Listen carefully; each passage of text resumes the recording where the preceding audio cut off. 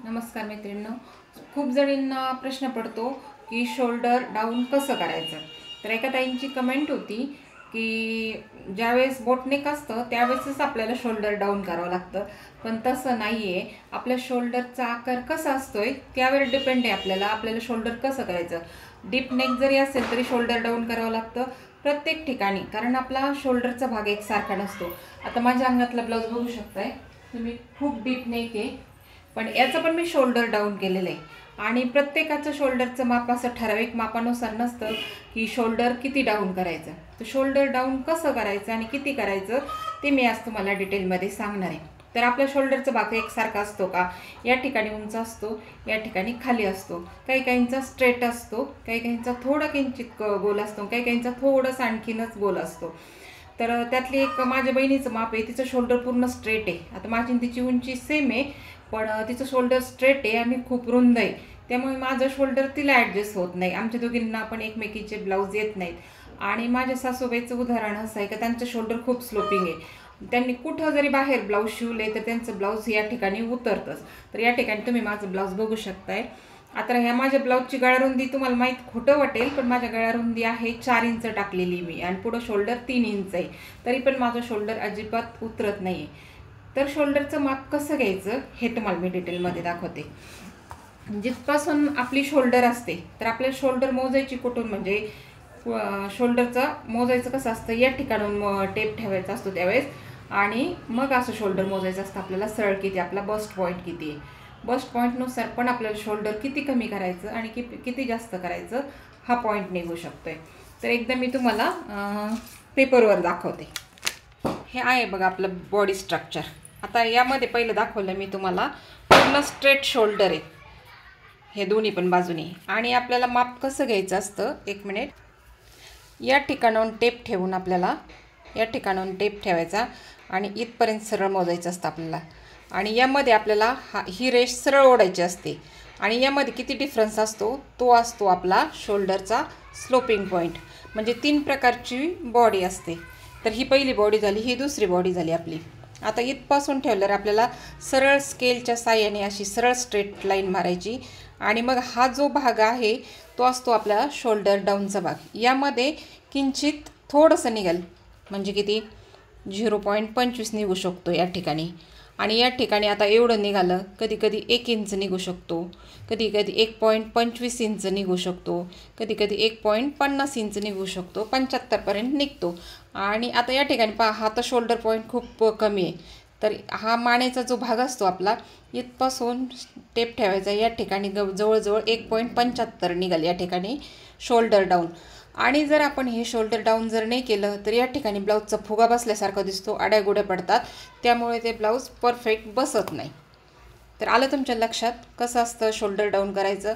आणि हे deep neck वगैरे सगळ्या नेकमध्ये करायचं. आता तुम्हाला मी बॉडी स्ट्रक्चर दाखवले. आता त्यानुसार काय करायचं, नेमकं आपल्याला जर या पद्धतीने इथपासून टेप ठेवून इथपर्यंत मोजता जर तुम्हाला नाही चालं, तर त्या ठिकाणी काय करायचं, इथपासून इथं बरोबर आपल्या मानेच्या तिथं टेप ठेवायचा आणि आपला बस्टचा पॉईंट आहे कुठे तिथपर्यंत मोजायचा. तर आता माझं या ठिकाणी आहे 11 इंच, ठीक आहे, इथपर्यंत. आता आपल्याला कळत नाही यामध्ये शोल्डर किती डाऊन करायचं. मग या ठिकाणी आपला जो शोल्डरचा भाग एंड होतो इथं ज्या ठिकाणी, तिथपासून पुन्हा आपला बस्ट पॉईंट मोजायचा. तर किती आहे 10.5. 1 मिनिट मी परत मोजते. या ठिकाणाहून तो बरोबर 10 इंच आहे आणि तो किती आपला भरला 11 इंच. तर मग माझं शोल्डर किती डाऊन करावं लागेल आपल्याला, 1 इंच. एकदम सोपा उपाय आहे हा शोल्डरचं काढण्याचा. तर या पद्धतीने शोल्डर प्रत्येक ठिकाणी मॅनेज करावं लागतं आपल्याला, म्हणजे डाऊन करावं लागतं. तुमचं म्हणजे तुम्हाला कन्फ्युजन असेल का, प्रत्येक ठिकाणी भरपूर लेडीज काय सांगतात की म्हणजे शोल्डर फक्त बोटनेकमध्ये डाऊन करायचं, तर तसं नाही करायचं, त्याचं प्रत्येक गोष्टीचं स्ट्रक्चर असतं. तर आज आपण शोल्डरविषयी सांगितली तुम्हाला माहिती. तर पूर्ण व्हिडिओ कटिंग वगैरे मी तुम्हाला डिटेलमध्ये शिकवणार आहे. तर ही शोल्डरची माहिती झाली, म्हणजे शोल्डर आपल्याला डाऊन करावंच लागतं, त्यावेळेस ब्लाऊज आपलं परफेक्ट बसतं. आणि तुम्ही काय करता, क्लास करायला जाता वगैरे, तर आपण ज्यांच्याकडे क्लास करायला जातो तर ते आपल्याला परफेक्ट पूर्ण डिटेलमध्ये शिकवत नाही. आता जे ऑनलाईन क्लासेस घेतात, भरपूर कोचिंग आहेत, ते शिकवतात, पण आपण गावात वगैरे किंवा असं शहर ठिकाणी क्लासला जातो, ते पूर्ण डिटेलमध्ये तुम्हाला शिकवत नाही, किंवा आपल्याला कसं वाटतं ते किचकट आहे, त्यामुळे आपण त्याच्यामध्ये फंद्यात पडत नाही.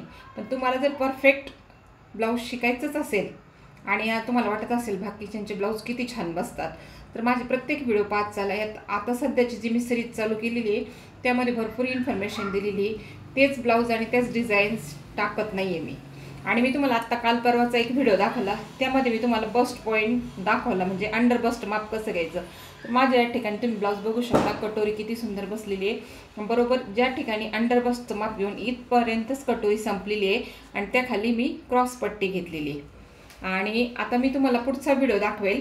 आता तुम्हाला जर बस्ट पॉईंटचा पाहिजे असतं अंडर बस्टचा, तर तुम्ही मागचा व्हिडिओ पहा. आणि तुम्हाला आणखीन नवीन शिकायचं असेल, आता मी तुम्हाला शोल्डरविषयी माहिती सांगितली की शोल्डर डाऊन कसं करायचं आणि ते करावंच लागतं, तेव्हा ब्लाऊज छान बसतं. तर तुम्ही काय करा, घरात कॉटनची वगैरे एखादी साडी असेल त्यावर अगोदर शिवून बघा मी ज्या पद्धतीने मापे सांगते. तर या पद्धतीने बघा, शोल्डर उतरत पण नाही आणि काहीच नाही. पण मला थोडंसं ब्लाऊज सैल लागतं म्हणून मी सैल घालते. आणि आता मी तुम्हाला उद्या परवाचा व्हिडिओ दाखवेल की आर्महोल कसं काढायचं आणि परफेक्ट आर्महोलचा शेप कसा द्यायचा आणि आर्महोल किती घ्यायचं नेमकं प्रत्येक मापानुसार. आणि तेच फक्त तुम्ही असं बाकीच्यासारखं धरू नका की आपल्याला गळा रुंदी पण परफेक्ट 2 किंवा 2.25 इंच टाकावे लागेल, त्यावेळेस आपलं शोल्डर बसणार नाही.